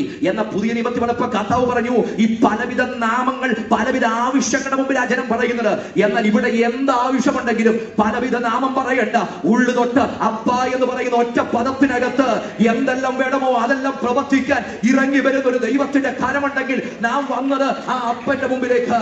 ഇന്ന് ഇവിടെ കൂടി വന്നിരിക്കുന്ന ജനം ഹൃദയത്തിന്റെ ഉൾത്തടങ്ങളുടെ നൊമ്പരങ്ങൾ അറിഞ്ഞ് അവിടെ നിന്നുകൊണ്ട് അപ്പ എന്ന് വിളിക്കുമ്പോൾ ഇറങ്ങി വന്ന് പ്രവർത്തിക്കാൻ കഴിയുന്ന ഒരപ്പന്റെ സാന്നിധ്യമുണ്ടെന്ന് ഇന്ന് പകൽ തിരിച്ചറിയുന്നെങ്കിൽ ആയിരിക്കുന്ന ഇടങ്ങളിൽ നിന്ന് ധൈര്യത്തോടെ അപ്പ എന്ന് വിളിച്ചാൽ അവിടെ ഇറങ്ങി വന്ന് തൊടാൻ കഴിയുന്ന ഒരു ദൈവത്തിന്റെ കാര്യം ഉണ്ടെന്ന് ഇന്ന് പകൽ വിശ്വസിക്കുന്ന ധൈര്യത്തോടെ ദൈവത്തിന് നന്ദി കൊടുത്തിട്ട് അപ്പ എന്ന് വിളിച്ച് എന്നെ സ്പർശിക്കാൻ കഴിയുന്ന ദൈവത്തിന്റെ കാര്യമുണ്ട്. നമ്മൾ അനുഭവിക്കുന്ന ഏറ്റവും വലിയ പ്രിവിലേജ് പുത്രത്വമാണ്. ഈ പുത്രത്വം നമുക്ക് ലഭിച്ചത് നമ്മുടെ മെറിറ്റിലല്ല, മറിച്ച് അവിടുത്തെ വലിയ അബണ്ടന്റ് ഗ്രേസിലാണ്. ഒറ്റ പദമാണ്. ആ ക്രൂശിന്റെ ചുവട്ടിൽ നിന്ന് പാപം നമ്മൾ അവിടേക്ക് കൊടുത്തു, ദൈവം തന്റെ നീതി നമുക്ക് തന്നു. അന്ന് നമ്മൾ അവിടെ നിന്നുകൊണ്ട് വിശ്വാസത്താൽ ആ ക്രൂശിനെ അംഗീകരിച്ചപ്പം ദൈവം പറഞ്ഞൊരു കാര്യമുണ്ട്, യു ആർ മൈ സൺ. മൂത്ത പുത്രനായിട്ടും ഇളയ പുത്രനായിട്ടുമല്ല, മക്കളായിട്ടാണ് എന്നെ തിരഞ്ഞെടുത്തത് എന്ന് പറഞ്ഞു. ഇതിനകത്ത് വേർകൃത്യമില്ല, ഇതിനകത്ത് വിഭാഗീയതയില്ല, ഇതിനകത്ത് അല്ലെങ്കിൽ ആ പ്രായത്തിന്റെ പഴക്കം കുറച്ചൊന്നുമില്ല. ഇതിനകത്ത് ഒറ്റ പദം മാത്രമേ ഉള്ളൂ, നീ എന്റെ മകനാ, നീ എന്റെ മകളാ. അങ്ങനെയെങ്കിൽ ധൈര്യത്തോടെ എന്റെ അപ്പന്റെ അടുക്കലേക്ക് ഓടി വരുവാൻ എനിക്ക് ലഭിക്കുന്ന പ്രാഗൽഭ്യത്തിന്റെ കാലം ആ ക്രൂശ് മുഖാന്തരം എന്നെ തന്റെ മക്കളായി അഡോപ്റ്റ് ചെയ്തെങ്കിൽ സ്വർഗത്തിന് എന്തൊക്കെയുണ്ടോ അത് മുഴുവൻ അനുഭവിക്കാൻ ഇവിടെ എനിക്ക് കഴിയും. അതാണ് സ്വർഗം ചലിക്കുന്നത് ഈ പുത്രത്വത്തിന്റെ പ്രിവിലേജിനകത്താണ്. ഈ പുത്രത്വം അനുഭവിച്ചിട്ട് സ്വർഗത്തിന്റെ മുഖത്തേക്ക് നോക്കുന്ന ഒരു വ്യക്തിക്ക് സ്വർഗത്തിന് എന്തൊക്കെയുണ്ടോ, ആ ഉയരത്തിൽ എന്തൊക്കെയുണ്ടോ, പിതാവിന് എന്തൊക്കെ അനുഗ്രഹങ്ങളുണ്ടോ അത് മുഴുവൻ ഈ ഭൂമിയിൽ അനുഭവിക്കാൻ അവസരം കിട്ടുന്ന ഒരാളുണ്ടെങ്കിൽ അത് ദൈവത്തിന്റെ മക്കൾക്കാണ്. ഒരപ്പനുള്ളത് ആ അപ്പന്റെ മക്കൾക്കുള്ളതാണെങ്കിൽ എന്റെ സ്വർഗത്തിലെ അപ്പൻ എന്തൊക്കെയുണ്ടോ അത് മുഴുവൻ ആത്മീകമായിട്ട് അനുഭവിക്കാൻ എല്ലാ പ്രിവിലേജുകളും സ്വർഗം എനിക്ക് തന്നിട്ടുണ്ടെന്ന് ഇന്ന് പകൽ വിശ്വസിക്കുന്നവരുണ്ടെങ്കിൽ, അത് ആത്മാവിൽ അനുഭവിക്കുന്നവരുണ്ടെങ്കിൽ സ്വർഗത്തിലെ സകലവിധ ആത്മീക അനുഗ്രഹത്തെയും ആവോളം അനുഭവിക്കുവാൻ, സ്വർഗീയ അനുഭവങ്ങളെ പ്രാപിപ്പാൻ അവസരം കിട്ടിയവരാ ഞാൻ നിങ്ങളും. നമ്മൾ അനുഭവിക്കുന്ന ഏറ്റവും വലിയ പ്രിവിലേജ് സൺഷിപ്പാണ്. എന്നാൽ ഈ സൺഷിപ്പ് ഇന്ന് നമ്മൾ അനുഭവിക്കുന്നത് ആത്മീകമായിട്ടാണ്. നമ്മൾ അപ്പ എന്ന് വിളിക്കുമ്പോൾ അപ്പനെ നമ്മൾ നേരിട്ട് കാണുന്നില്ല, പക്ഷെ വിശ്വാസത്തെ നമ്മൾ വിളിക്കുക അപ്പാന്ന്. പക്ഷെ നമ്മൾ അനുഭവിക്കുന്ന ഒന്നുണ്ട്, ഇവിടെയുള്ള നാസ്തികവാദികൾ എത്ര ചലഞ്ച് ചെയ്ത് നിന്നാലും നമ്മൾ അന്തരാത്മാവിൽ അനുഭവിക്കുന്ന ദൈവിക ആ കർത്താവിന്റെ ആ അനുഭവത്തെ അല്ലെങ്കിൽ ആ പിതാവിന്റെ ഇടപെടലിനെ ഖണ്ഡിക്കാൻ അവരെ കൊണ്ട് കഴിയത്തില്ല. നമ്മൾ അനുഭവിക്കുന്ന പുത്രത്വത്തെ ഖണ്ഡിക്കാൻ കഴിയത്തില്ല. ജീവിതത്തിന്റെ സമരമുഖത്തിനകത്ത് ഇറങ്ങി വന്ന് വൈദ്യശാസ്ത്രത്തിന് ലോകത്തിനും ഒന്ന് തൊടാൻ കഴിയാത്ത വിഷയത്തിനകത്ത് ഇറങ്ങി വന്ന് ദൈവത്തിന്റെ കരത്തെ ഖണ്ഡിക്കാൻ ഇവിടെ ആർക്കാ കഴിയുന്നത്? ഇവിടെ വാദഗതികളോ ഫിലോസഫികളോ ഇവിടെയുള്ള സൈദ്ധാന്തങ്ങൾ മുഴുവൻ ഇറക്കി നിർത്തിയാലും നമുക്ക് പറയാൻ കഴിയും, എന്റെ അന്തരാത്മാവിൽ ആരും എനിക്കില്ലാതെ നിന്ന മണിക്കൂറിനകത്ത് ഇറങ്ങി വന്നത് മനുഷ്യ കരമല്ല, ആത്മാവിൽ ഞാൻ തിരിച്ചറിഞ്ഞ എന്റെ ഒരു അപ്പന്റെ കരമുണ്ട്. ഭാരമുള്ളിൽ നേരിടുമ്പോ ആ നേരമെല്ലാം എന്നെ താങ്ങിയിട്ട് സാരമില്ല നോതി എന്നെ മാർവോട് ചേർത്ത ഒരപ്പന്റെ കരം അനുഭവിച്ചിട്ടുണ്ട്. ധൈര്യത്തോടെ നമുക്ക് വെല്ലുവിളിച്ചിട്ട് പറയാൻ കഴിയും, എനിക്ക് വേണ്ടി എന്റെ ജീവിതത്തിന്റെ സമരമുഖത്തിനകത്ത് ഇറങ്ങി വന്ന ഒരപ്പന്റെ കരമുണ്ട്. മരണത്തെ മുഖാമുഖമായി കണ്ടപ്പോൾ അതിന് നടുവിൽ ഇറങ്ങി വന്ന ഒരപ്പന്റെ കരമുണ്ട്. നമ്മൾ ആത്മാവിൽ ഇത് അനുഭവിച്ചറിഞ്ഞത്. നമ്മൾ ഈ അപ്പനെ പറ്റി പറയുമ്പോൾ ഈ പുത്രത്വം അനുഭവിച്ചത് നമ്മൾ ആത്മാവില. എന്നാൽ നമ്മുടെ പ്രത്യാശ കിടക്കുന്നത് അവിടെയല്ല. ഇന്നും നമ്മൾ ആത്മാവിൽ ആ തിരിച്ചറിഞ്ഞ ആ പുത്രത്വത്തിന്റെ പൂർത്തീകരണം ഇനിയും നമ്മൾ നേരിട്ട് കാണുന്ന ഒരു ദിവസമുണ്ട്. ഇന്ന് നമ്മൾ ആത്മാവിൽ അപ്പാന്ന് വിളിച്ചു, ഇന്ന് ആത്മാവിൽ നമ്മൾ അപ്പാന്ന് വിളിച്ചു. എന്നാൽ ഒരു ദിവസം ഇനി വരിക, താനായിരിക്കുന്നത് പോലെ തന്നെ ആ പൊന്മുഖത്തെ കണ്ട് മുഖാമുഖമായി നമ്മൾ അപ്പ എന്ന് വിളിക്കുന്ന ഒരു ദിവസമുണ്ട് എന്നതാണ് നമ്മുടെ പ്രത്യാശയെങ്കിൽ, ഇന്ന് അപ്പ എന്ന് വിളിക്കുന്നവർ അധികം താമസമെന്നേ ആ തേജസ്സിന്റെ വസ്ത്രധാരികളായി നമ്മുടെ ആത്മമണവാളനെ നേരിട്ട് കാണുന്ന ഒരു ദിവസമുണ്ട്. അതാണ് ഈ പുത്രത്വത്തിന്റെ പൂർത്തീകരണം എന്ന് പറയുന്നത്. ശരീരത്തിന്റെ വീണ്ടെടുപ്പായ പുത്രത്വത്തിന് ഈ ഇന്നത്തെ പരിധികളെയൊക്കെ വെല്ലുവിളിച്ചുകൊണ്ട് നമ്മൾ ഉയർന്ന തേജസ്സിൽ നമ്മുടെ അപ്പനെ നേരിട്ട് അപ്പ എന്ന് വിളിക്കുന്ന ഒരു ദിവസമുണ്ട്. അപ്പൊ പുത്രത്വത്തിന്റെ പൂർത്തീകരണമാണ് നമ്മുടെ ഏറ്റവും വലിയ ഉറപ്പ്. അടുത്തത് നാലാമത്തെ കാര്യം, നമ്മൾ ഇതിനു വേണ്ടി കാത്തിരിക്കുന്നത് ക്ഷമയോടെ കാത്തിരിക്കുക. 2000 വർഷമായിട്ടൊരു മെസ്സേജിന് ജീവനുണ്ടെങ്കിൽ അത് ഈ പ്രത്യാശയുടെ മെസ്സേജിനാണ്. പക്ഷെ ജീവൻ പോയെന്നതൊരു സംശയമാണ്. നമുക്ക് പോയെന്ന് പറഞ്ഞ ആ മെസ്സേജിന് ജീവൻ ഇല്ലാതായിരിക്കുന്നില്ല. ആത്മാവകത്തുള്ള എല്ലാവരുടെയും ഉള്ളിൽ ഈ മെസ്സേജ് ഒരു ജീവനാണ്. കാരണം ഞാൻ ജീവിക്കുന്നത് ഈ ഭൂമിക്ക് വേണ്ടിയല്ല, ഞാൻ ജീവിക്കുന്നത് ആ വീണ്ടെടുപ്പിന് വേണ്ടിയാണ്. ഒരു ചെറിയ പായ്ക്കേജിൽ ഭൂമി ദൈവം എനിക്ക് തന്നിട്ടേ ഉള്ളൂ, പക്ഷെ ഇത് അഴിഞ്ഞു പോകും. ഈ കൂടാരമായ ഭൗമഭവനം അഴിഞ്ഞു പോകും. എന്നാൽ ഈ 2000 വർഷമായിട്ട് ഭക്തന്മാരെ ഉറപ്പിച്ചു നിർത്തുന്ന ഒറ്റ കാര്യം ഈ നിത്യ തേജസ്സിന്റെ പ്രത്യാശയാണ്. ചെടയാടുകളുടെയും കോലാടുകളുടെയും തോലുകളുടെ മുമ്പിൽ നിർത്തിയപ്പം, ജീവനോടെ അറുത്തു മുറിക്കാൻ നോക്കിയപ്പം, സാമ്രാജ്യിക ശക്തികൾ ജീവനോടെ കത്തിച്ചമരാൻ നോക്കിയപ്പം, അവിടെ ഭക്തന്മാർ അവരെ പലരെയും ആ കത്തിക്കാൻ പോകുന്നതിന് മുമ്പേ ബന്ധിക്കാൻ തുടങ്ങിയപ്പോൾ അവര് പറഞ്ഞു, ബന്ധിക്കേണ്ട ആവശ്യമില്ല, ജീവനോടെ നിന്ന് കത്തി അമരാൻ ഞങ്ങൾക്ക് കഴിയും. കാരണം മരണത്തെ ഞങ്ങൾക്ക് പേടിയില്ല, മരണത്തെ പേടിയില്ല. അന്ന് സമൂഹങ്ങൾ മരണത്തെ പേടിയില്ലാതെ മരണം വലിച്ചു. കാരണം അവർക്കറിയാം ഇതിനപ്പുറത്ത് ഒരു നിത്യ തേജസ്സിന്റെ പ്രത്യാശ അവർക്കുണ്ട്. അന്ന് മാത്രമല്ല, ഇവിടെ ദൈവദാസൻ പറഞ്ഞതുപോലെ ഇന്നും ലോകത്തിന്റെ എത്രയോ രാജ്യങ്ങളിൽ കർത്താവിന് വേണ്ടി ക്രിസ്ത്യാനികൾ മരിച്ചു വീഴുക. നമ്മളൊക്കെ സുഖത്തിന്റെ പാരമ്യത്തിനകത്ത് ജീവിക്കുന്നവരാ. എന്നാൽ ക്രിസ്തുവിന് വേണ്ടി എരിഞ്ഞടങ്ങുന്ന ഒത്തിരി സമൂഹങ്ങൾ ഈ കഴിഞ്ഞ 5 വർഷത്തിനകത്ത് നൈജീരിയയിലൊക്കെ ലക്ഷക്കണക്കിന് ക്രിസ്ത്യാനികൾ ക്രിസ്തുവിന് വേണ്ടി കരുത്തറക്കപ്പെട്ട് അവരവിടെ വീഴുവാനിടയായി. എന്നാലും അവർ വിശ്വാസത്തെ തള്ളിപ്പറഞ്ഞില്ല. കാരണം അവർക്കൊരു ഉറപ്പുണ്ട്, ഇതൊരു അല്പകാലത്തേക്ക് മാത്രമേ ഉള്ളൂ, ഇതൊരു നൊടി നേരത്തേക്ക് മാത്രമേ ഉള്ളൂ. എന്നാൽ അത്യന്തം അനവധിയായി ഒരു തേജസ്സിന്റെ നിത്യകനം, ഒരു നിത്യ നിത്യനാട് ദൈവം ഒരുക്കിയിട്ടുണ്ടെന്ന് അന്തരാത്മാവിലുള്ള ബോധ്യം മരണത്തെ പേടിയില്ലാതെ ധൈര്യത്തോടെ നിൽക്കാൻ അവർക്ക് കരുത്ത് നൽകിയെങ്കിൽ ദൈവം നമ്മെ വിളിച്ചത് അങ്ങനെ പ്രത്യാശയ്ക്ക് വേണ്ടിയാ. എന്റെ പ്രിയരെ, ഇന്ന് നമുക്ക് പെർസിക്യൂഷൻ കാണത്തില്ല. പക്ഷെ ഞാൻ ഈ നാട്ടിൽ പലയിടത്തും പറഞ്ഞത്, അടുത്തൊരു 10 വർഷത്തിനകത്ത് 15 വർഷത്തിനകത്ത് ഈ നാട്ടിൽ പെർസിക്യൂഷൻ തുടങ്ങും. ഇന്ന് യാതൊരു ബുദ്ധിമുട്ടുകളും ഈ നാട്ടിൽ അതിന് ആരംഭം കുറിച്ച് അടുത്ത 15 വർഷത്തിനകത്ത് പീഡനം ഈ നാട് കാണും. ഇതൊരു പ്രവചന ദൂതായിട്ട് തന്നെ ഹൃദയത്തിനകത്ത് ഏറ്റെടുത്തോ. ഈ നാടിനകത്ത് പെർസിക്യൂഷൻ കാണും. എന്നാൽ അതിന്റെ നടുവിൽ തമ്പുരാൻ ഒറ്റ കാര്യമാണ് നമ്മളെ പറ്റി ആഗ്രഹിക്കുന്നത്. അവിടുത്തെ വരവ് താമസിക്കുന്നെങ്കിൽ ഈ വചനത്തെ മുറുകെ പിടിച്ചുകൊണ്ട്, പ്രത്യാശയുടെ സ്വീകാര്യം മുറുകെ പിടിച്ചുകൊണ്ട്, വിളിച്ചവൻ വിശ്വസ്തനാണെന്നുള്ള ആന്തരിക ബോധ്യത്തോടെ ഈ വചനത്തിന് വേണ്ടി ക്ഷമയോടെ കാത്തിരിക്കാൻ ഞാൻ തയ്യാറാകുന്നെങ്കിൽ അവിടെയാണ് ദൈവിക പദ്ധതിയിൽ പൂർത്തിയാകുവാനിടയാകുന്നത്. എങ്ങനെ കാത്തിരിക്കുന്നത്? 2000 വർഷമായിട്ട് സമൂഹങ്ങൾ ക്ഷമയോടെ ഇതിനു വേണ്ടി കാത്തിരിക്കുക, ക്ഷമയോടെ കാത്തിരിക്കുക. അതിന് അവിടെ ഉപയോഗിച്ചൊരു പദമുണ്ട്, ഈറ്റുനോവോടെ കാത്തിരിക്കുക, ക്ഷമയോടെ കാത്തിരിക്കുക. എന്താ അതിനെ നമുക്കറിയാം, ഒരു കുഞ്ഞു ഉദരത്തിനകത്ത് ഉളവാകുന്ന സമയം മുതൽ കാത്തിരിപ്പ് തുടങ്ങുക. അതിന് പല ഫേസുകളുണ്ട്, അതിന് പല സ്കാനിങ്ങുകളുണ്ട്. ഇതൊക്കെ വരുമ്പോൾ ഡോക്ടർമാർ ഓരോന്ന് പറയുമ്പോൾ കാത്തിരിപ്പ് കൂടും. പക്ഷേ ഒരൊറ്റ മാതാവും പിതാവും 6 മാസം കഴിയുമ്പോൾ ഒരു സ്കാനിങ് കാണുമ്പോൾ ഡോക്ടർമാരോട് പറയത്തില്ല, ഞങ്ങൾക്ക് ആ കുഞ്ഞിനെ കാണാൻ ഭയങ്കര തിടുക്കായി, അതുകൊണ്ട് 6ാം മാസത്തിൽ ആ കുഞ്ഞിനെ ഞങ്ങൾക്ക് തരാൻ ആരും പറയില്ല. കാരണം അവർക്കറിയാം അവിടെ ലഭിക്കുന്ന ഒരു പ്രീമെച്വർ ബേബിയാണ്. എന്ന് പറഞ്ഞാൽ until that 9 month അവർ കാത്തിരിക്കാൻ തയ്യാറാണ്. എന്നാൽ 9ാമത്തെ മാസം അതിന്റെ കൃത്യ സമയമാകുമ്പോൾ, ആ ഡെലിവറി പെയിൻ തുടങ്ങുന്ന സമയത്ത് ഒരു മാതാവും പിതാവും പറയത്തില്ല, കുറേയും കൂടെ എന്റെ കുഞ്ഞ ഉദരത്തിനകത്ത് വളരട്ട്, അതിനുള്ള സാഹചര്യം ഒരുക്കാൻ പറയില്ല. അവിടെ അവർക്ക് ആവേശമാണ്. 6ാം മാസത്തിൽ അവർക്ക് ക്ഷമയുണ്ട്, എന്നാൽ അവിടെ അവർക്ക് ആവേശമാണ്. കാരണം ആ പാൽ പുഞ്ചിരി കാണാൻ അവരകത്ത് ആവേശത്തോടെ കാത്തിരിക്കുക. ഞാൻ പറഞ്ഞത്, നമുക്ക് പുറകിൽ വലിയൊരു സമൂഹം ക്ഷമയോടെ ഇതിനു വേണ്ടി കാത്തിരുന്നു. അറിയില്ല, ഒരു പക്ഷേ നമ്മുടെ തലമുറയിൽ ആ തേജസ്സിന്റെ പ്രത്യാഗമനം നടന്നേക്കാം. ആഗോളപരമായി കർത്താവിന്റെ വരവിന്റെ ഏറ്റവും വലിയ ലക്ഷണം എന്തെന്ന് ചോദിച്ചാൽ, കർത്താവ് പറഞ്ഞത്, ഞാൻ വരുമ്പോ വിശ്വാസം കണ്ടെത്തുമെന്ന്. പൗലോസ് എഴുതി വെച്ചത്, വിശ്വാസ ത്യാഗം സംഭവിക്കുകയും അധർമ്മ മൂർത്തിയായവൻ വെളിപ്പെടുകയും ചെയ്യണമെന്ന്. എന്ന് പറഞ്ഞാൽ അന്ത്യകാലത്തിന്റെ ഏറ്റവും വലിയ ലക്ഷണം വിശ്വാസ ത്യാഗമാണ്. അന്ത്യകാലത്തിന്റെ ഏറ്റവും വലിയ ലക്ഷണം വിശ്വാസത്തിലെ മടുപ്പാണ്. അന്ത്യകാലത്തിന്റെ ഏറ്റവും വലിയ ലക്ഷണം ദൈവജനം ദൈവവചനത്തെ വിട്ടു മാറുന്നതാണ്. അങ്ങനെയെങ്കിൽ അത് മുഴുവൻ നമ്മുടെ കണ്ണിൽ കണ്ടുകൊണ്ടിരിക്കുന്നു.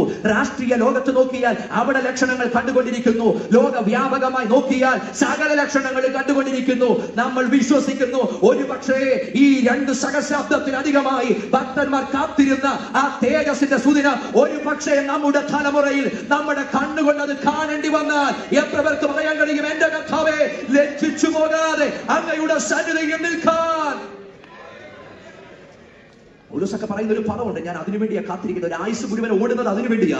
വല്ലവിധേനയും മരിച്ചവരുടെ ഇടയിൽ നിന്ന് ഒരു പുനരുത്ഥാനം പ്രാപിക്കണമെന്ന് വെച്ച് താൻ പറഞ്ഞു, മറ്റൊന്നിലും എനിക്ക് ഒരാഗ്രഹവും ഇല്ല, മറിച്ച് ഒറ്റ ആഗ്രഹം, വല്ലവിധേനയും മരിച്ചവരുടെ ഇടയിൽ നിന്ന് ഒരു പുനരുത്ഥാനം. എന്റെ പ്രിയരെ, സ്വർഗം നമ്മെ ചലഞ്ച് ചെയ്യുന്നത് നമ്മുടെ അകത്ത് ഈ ഒരു പ്രത്യാശ വർദ്ധിക്കട്ടെ, ഇതിനു വേണ്ടി ക്ഷമയോടെ കാത്തിരിക്കട്ടെ, നമ്മുടെ അന്തരാത്മാവിൽ ജീവൻ വരട്ടെ, പ്രത്യാശയുടെ ജീവൻ നമ്മുടെ അകത്ത് സംഭവിക്കട്ടെ, നമ്മുടെ ആത്മീക മടുപ്പുകൾ മാറട്ടെ. കാരണം ഇതൊരു യാഥാർത്ഥ്യമാണ്. കർത്താവ് വരും. കാരണം ഇത് യാഥാർത്ഥ്യമാണോ തന്നെ ചോദ്യം. വരുവോ? കേട്ട് മടുത്തുപോയി. വരുമെന്ന് പറഞ്ഞ് കേട്ട് മടുത്തുപോയി. പണ്ട് മല്ലന്റെയും മാധവന്റെയും കഥ പഠിച്ചപ്പം പുലി വരുമെന്ന് പറഞ്ഞ് അവസാനം ശരിക്ക് പുലി വന്നിട്ടും തിരിച്ചറിഞ്ഞില്ലെന്ന് പറഞ്ഞതുപോലെ ഇത് പലവട്ടം കേട്ട് നമ്മൾ അങ്ങ് മടുത്തുപോയതുപോലായി. എന്ന സഭയോട് ആവർത്തിച്ചു പറയുന്ന ദൂത്, എപ്പോഴും പറയുന്ന ദൂത്, നമ്മുടെ കർത്താവ് വരും.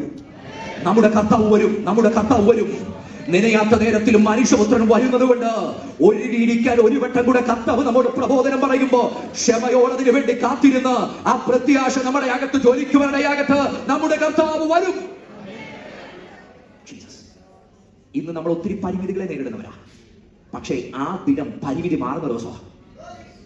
ഇന്ന് കണ്ണിന്റെ കാഴ്ച കുറയും. നമ്മൾ പ്രായമുള്ളവരോട് ചോദിച്ചാൽ അവരുടെ ഏറ്റവും വലിയ നിരാശ എന്ന് പറഞ്ഞാൽ അവരുടെ യൗവനമാണ്. അവർ പറയും, ഞങ്ങളുടെ യൗവനം ഓടി നടന്നൊരു കാലഘട്ടമുണ്ട്. കാലിന്റെ പ്രവൃത്തി വേഗം, കൈയുടെ ഗതിവേഗം, കണ്ണിന്റെ കാഴ്ച, ത്വക്കിന്റെ സൗന്ദര്യം, ഇത് മുഴുവൻ ത്രസിച്ചു നിന്നൊരു കാലഘട്ടം. പക്ഷെ ഇന്ന് അവർ പറയും ഇത് പലതും കുറഞ്ഞു പോയി. കണ്ണിന്റെ കാഴ്ച കുറഞ്ഞു, കാതിന്റെ കേൾവി കുറഞ്ഞു, ഈ ഗ്രഹിക്കുന്ന രീതികൾ കുറഞ്ഞു, മറവി സംഭവിച്ചു, ആ കാലിന്റെ പ്രവൃത്തി വേഗം കുറഞ്ഞു, കൈയുടെ ഗതിവേഗം കുറഞ്ഞു. ഇതിനകത്ത് പലതിനകത്തും അവർക്ക് ക്ഷീണം സംഭവിച്ചു പോയി. പക്ഷെ ഒരു ഭക്തനോട് ചോദിക്കണം, അവർ പറയുന്നു ഇതൊക്കെ സംഭവിക്കുമ്പോഴും ഇതുവരെ കണ്ടതല്ല യൗവനം, ഇതുവരെ അനുഭവിച്ചതല്ല യൗവനം, എനിക്ക് നഷ്ടപ്പെട്ടു പോയ യൗവനമല്ല എന്റെ വിഷയം, മറിച്ച് ഇനി ഒരു ദിവസം വരുന്നുണ്ട് എന്റെ അരുമനാഥന്റെ വീണ്ടെടുപ്പിന്റെ ശരീരത്തോട് ഞാൻ സമരസപ്പെടുന്ന ഒരു തേജസ്സിന്റെ ദിവസമുണ്ട്. അവൻ സകലവും തനിക്ക് കീഴ്പ്പെടുത്തുവാൻ കഴിയുന്ന തന്റെ വ്യാപാര ശക്തി കൊണ്ട് എന്റെ താഴ്ചയുള്ള ശരീരത്തെ തന്റെ മഹത്വമുള്ള ശരീരത്തോട് അനുരൂപനായി രൂപാന്തരപ്പെടുത്തും. എന്നെ ഉറപ്പിച്ചു നിർത്തിയ ഒരു പദം അത്. അവൻ സകലതും തനിക്ക് കീഴ്പ്പെടുത്തുവാൻ കഴിയുന്ന തന്റെ വ്യാപാര ശക്തി. ഏത് നാട്ടിൽ നിന്ന് പൗലോസ് എന്ന് പറയുന്നത്? റോമിൽ എന്ന് പറയുന്നത്. അതുവരെ റോം മുഴുവൻ കേട്ട ഒറ്റ ശക്തിയേ ഉള്ളൂ. ആ ശക്തിയുടെ പേരെന്ന് പറഞ്ഞാൽ സകലതും കീഴ്പ്പെടുത്തുന്ന കൈസറിന്റെ ശക്തി. മനുഷ്യനെ കൊല്ലാൻ കഴിയുന്ന കൈസറിന്റെ അധികാരം, ഒരുവനെ തടവിലാക്കാൻ കഴിയുന്ന കൈസറിന്റെ അധികാരം, ഒരുവന്റെ ജീവൻ എടുക്കാൻ കഴിയുന്ന കൈസറിന്റെ അധികാരം, ഒരുവനെ മരണശിക്ഷയ്ക്ക് വിധിക്കാൻ കഴിയുന്ന കൈസറിന്റെ അധികാരം. എന്നാൽ മരിപ്പിക്കാനുള്ള അധികാരം മാത്രമേ കൈസറിനുള്ളൂ. എന്നാൽ ഇവിടെ പറയുക, അവൻ സകലതും തനിക്ക് കീഴ്പ്പെടുത്തുവാൻ കഴിയുന്ന തന്റെ വ്യാപാര ശക്തി കൊണ്ട് നമ്മുടെ താഴ്ചയുള്ള ശരീരത്തെ തന്റെ മഹത്വമുള്ള ശരീരത്തോട് അനുരൂപനായി രൂപാന്തരപ്പെടുത്തുമെങ്കിൽ, സകലത്തെയും തനിക്ക് കീഴ്പ്പെടുത്തുവാൻ കഴിയുന്ന ആ വ്യാപാര ശക്തി കൊണ്ട് നമ്മുടെ താഴ്ചയുള്ള ശരീരത്തെ തന്റെ മഹത്വമുള്ള ശരീരത്തോട് അനുരൂപനായി രൂപാന്തരപ്പെടുത്തുന്ന ആ ദൈവിക ശക്തിയുടെ ആ വലിയ അനുഭവങ്ങൾ ആ ദിവസം വെളിപ്പെടാനായി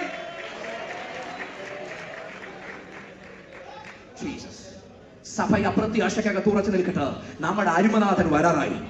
നമ്മൾ പ്രത്യാശയോടെ പണ്ട് കൺവെൻഷനൊക്കെ തീരുമ്പോ പറഞ്ഞു നിർത്തുന്ന ഒരു പദമുണ്ട്, കർത്താവ് തൻ ഗംഭീരനാദത്തോടും പ്രധാന ദൂതന്റെ ശബ്ദത്തോടും ദൈവത്തിന്റെ കാഹളത്തോടും കൂടെ സ്വർഗത്തിൽ ഇറങ്ങി വരും. ക്രിസ്തുവിൽ മരിച്ചവർ മുമ്പേ ഉയർത്തെഴുന്നേൽക്കും. പിന്നെ ജീവനോട് ശേഷിക്കുന്ന നാം അവരോട് ഒരുമിച്ച് കർത്താവിനെ എതിരേൽപ്പാൻ മേഘങ്ങളിൽ എടുക്കപ്പെടും. ഇങ്ങനെ നാം എപ്പോഴും അവനോട് കൂടെയായിരിക്കും. എത്ര പേർക്ക് പ്രത്യാശയുടെ ധൈര്യത്തോടെ ഇന്ന് പകൽ അല്പനിമിഷങ്ങളെ കർത്താവിനെ ദൈവത്തെ മഹത്വപ്പെടുത്താൻ കഴിയും? നമ്മുടെ ആത്മാവണമാണ് പ്രത്യാഗമിക്കാനായി. Oh, hallelujah!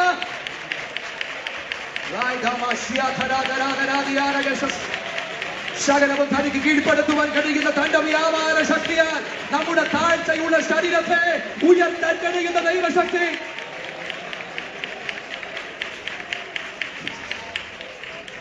ഈ ഭൂമിയിൽ നഷ്ടപ്പെട്ടു പോയതൊക്കെ നമ്മുടെ പരിമിതിയാണ്.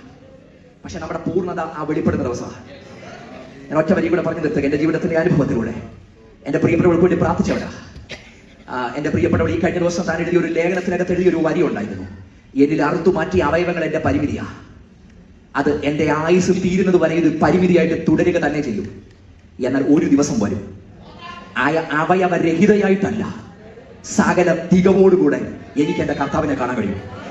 ഞാൻ അവിടെ നിന്ന് ആ പ്രത്യാശയിൽ ദൈവത്തിന് നന്ദി പറഞ്ഞു. ഇന്ന് നമുക്ക് എന്തൊക്കെ പരിമിതി അകത്ത് കിടന്നാലും ഇതൊരു പരിമിതിയല്ല, മറിച്ച് മാൻകിടാക്കൾ തുള്ളി കളിക്കുന്നത് പോലെ തേജസ്സിന്റെ നിത്യ യൗവനത്തോടെ എന്റെ അരുമനാഥനെ കാണാൻ സ്വർഗം നമുക്കൊരു കാലം ഒരുക്കിയിട്ടുണ്ടെന്ന് അകത്ത് പ്രത്യാശയുള്ളവർ അല്പനിമിഷങ്ങളെ കാലമടിച്ച് ഇന്ന് പോലെ ദൈവത്തിന് മഹത്വം കൊടുത്തിട്ട് പറ, ആ തേജസ്സിന്റെ ആ നിത്യ ശരീരധാരിയായി നമുക്ക് നമ്മുടെ അരുമനാഥനെ കാണാം. ഹല്ലേലൂയ.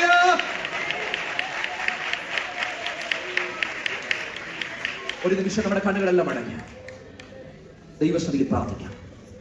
കർത്താവ് നമ്മെ ഇന്ന് പകൽ പ്രബോധിപ്പിക്കുന്നത് പ്രത്യാശയിലേക്ക് മടങ്ങുക.